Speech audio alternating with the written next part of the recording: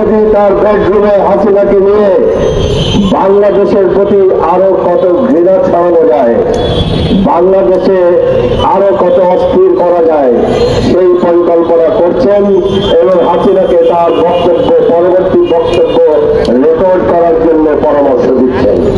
ভারতীয় বিদেশ সচিব আমাদের এখানে একটা শান্তি আলোচনা অগ্রগতি প্রস্তাব নিয়ে ঢাকায় এসেছিলেন। তিনি যখন এই আলোচনা করছেন তখন যতদিন মোদী এইরকম কাজ করতে থাকবেন বা যতদিন ভারত সরকার হাসিনাকে দিয়ে বাংলাদেশকে উচ্ছৃঙ্খলা সৃষ্টির চেষ্টা করবেন বা বাংলাদেশকে ব্যস্ত রাখার চেষ্টা করবেন, ততদিন ভারতীয় বিদেশ মন্ত্রকের সচিবকে বলতে চাই, আপনার কোনো কথায় আমরা আস্থা রাখতে পারবো না। সরি, আপনার কথায় আমরা আস্থা রাখতে পারবো না, কারণ আপনারা ঢাকায় একরকম বন্ধুত্বের চেহারা দেখাচ্ছেন আর দিল্লিতে বসে করে যাচ্ছেন অনবরত শত্রুতা। ভারতের বর্তমান যে সরকার আছে, মোদী সরকার, অর্থাৎ একটা সম্পূর্ণ হিন্দুত্ববাদী সরকার বা অখণ্ড ভারত যারা প্রতিষ্ঠা করতে চান, তাদের থেকে আমি ভারতের জনগণকে একটু আলাদা করে দেখতে চাই।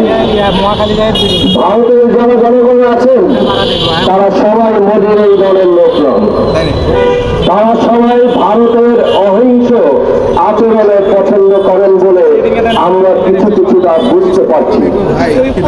তাদের সংবিধান, ভারতের সংবিধান এখন সেকুলার সংবিধান আছে। ভারতের বেশিরভাগ জনগণ সেকুলার থাকতে চান। ভারতের যারা অধিকাংশ যারা সেকুলার থাকতে চান, যারা তাদের দেশেও মাইনরিটিদের উপর অত্যাচার হচ্ছে বলে মোদীর সমালোচনা করছেন, আমরা তাদেরকে বন্ধু মনে করি। আমাদের এখানে নিয়ে নানা রকম গুজব যারা ছড়াচ্ছেন, তারা বেশিরভাগ বিজেপি দলের লোক। তারা একটা উদ্দেশ্য নিয়ে এই গুজবগুলি ছড়াচ্ছেন, এমন একটা পরিস্থিতি তারা সৃষ্টি করতে চাচ্ছেন বা বয়ান দিতে চাচ্ছেন যেন বাংলাদেশের হিন্দু মাইনরিটিদের রক্ষাকর্তা তারা। এটা তারা করছেন পশ্চিমবঙ্গে, বিশেষ করে তাদের ভোট বাড়ানোর জন্য। খুব দুঃখজনক হলেও তাদের এই বাদে মমতাও একসময় পা দিয়ে দিয়েছেন, কারণ এই হিন্দু ভোটগুলি তারও দরকার। সেই জন্য সম্ভবত তিনি তাদের বিজেপি প্রচারণার সাথে পাল্লা দিয়ে বাংলাদেশে একটা ইউএনের সেনাবাহিনী পাঠানোর প্রস্তাব করেছেন। মমতা দিদিকে বলতে চাই, আপনারা যখন কাশ্মীরে মাইনরিটিদের উপরে অর্থাৎ মুসলমানদের উপরে নিপীড়ন করছেন, গুজরাটে যখন মাইনরিটির উপর নিপীড়ন করছেন, আপনারা দিল্লিতে মাইনরিটির উপর নিপীড়ন করছেন, আপনারা মণিপুরে মাইনরিটিদের উপরে নিপীড়ন করছেন, তখন আপনাদের কি অধিকার আছে বাংলাদেশের হিন্দু মাইনরিটিদের ব্যাপারে কথা বলার? আর যদি বলতেই চান এবং এখানে জাতিসংঘ বাহিনী পাঠাতে চান, তাহলে আগে মমতা দিদি আপনি আগে চান ইউএনের জাতিসংঘের সেনাবাহিনী আসুক কাশ্মীরে, জাতিসংঘের সেনাবাহিনী আসুক গুজরাটে, জাতিসংঘের সেনাবাহিনী আসুক দিল্লিতে, জাতিসংঘের সেনাবাহিনী আসুক মনিরামপুরে। এরপরেও ভারতের এই আচরণের পরেও আমি কিছুটা আশাবাদী এই জন্য যে আমি গত 4-5 দিন যাবৎ ভারতীয় অনেকগুলো ইউটিউব চ্যানেলে বাংলাদেশের বর্তমান সত্যিকারের অবস্থা এবং মোদী সরকারের অপপ্রচারের সমালোচনা শুনতে পাচ্ছি। এটা আশাব্যঞ্জক আমাদের জন্য, কিন্তু তারপরেও ক্ষমতা যেহেতু বিজেপির হাতে এবং খুনি মোদীর হাতে, আমাদেরকে ভারতের ব্যাপারে সতর্ক থাকতে হবে। একই সাথে ভারতের জনগণের সাথে যারা সহনশীল আচরণ করছেন, যারা সত্যিটা বের করার চেষ্টা করছেন, তাদের সাথে বন্ধুভাবাপন্ন থাকতে হবে। ভারতীয় সরকারিভাবে আমাদের সাথে যে আচরণ করছে সেগুলিকে আমরা অবশ্যই প্রতিবাদ করব এবং অবশ্যই সেটা প্রতিহত করব।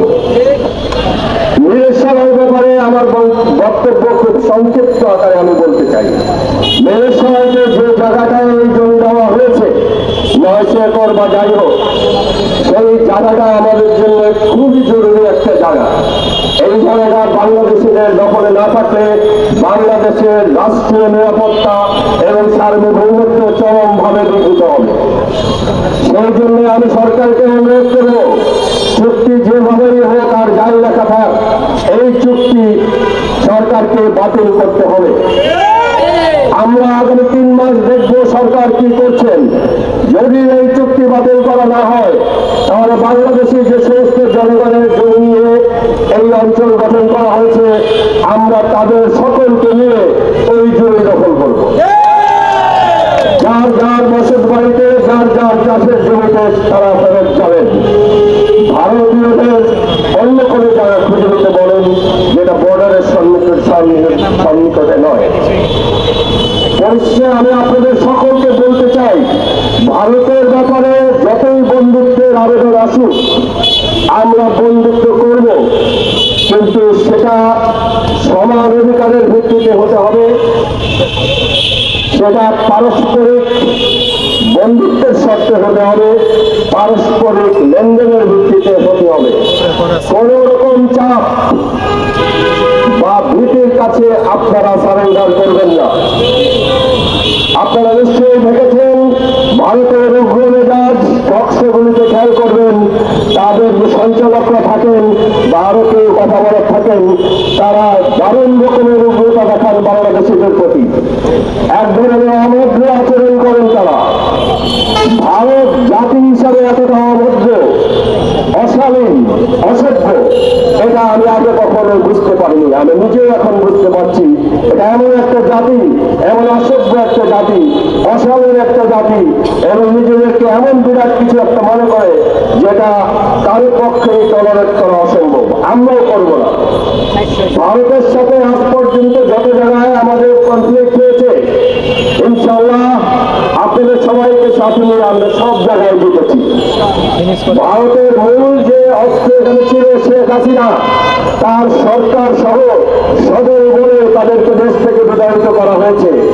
এটা কিন্তু আপনারা ভাববেন না আমরা শুধু আওয়ামী লীগের বিরুদ্ধে জিতেছি।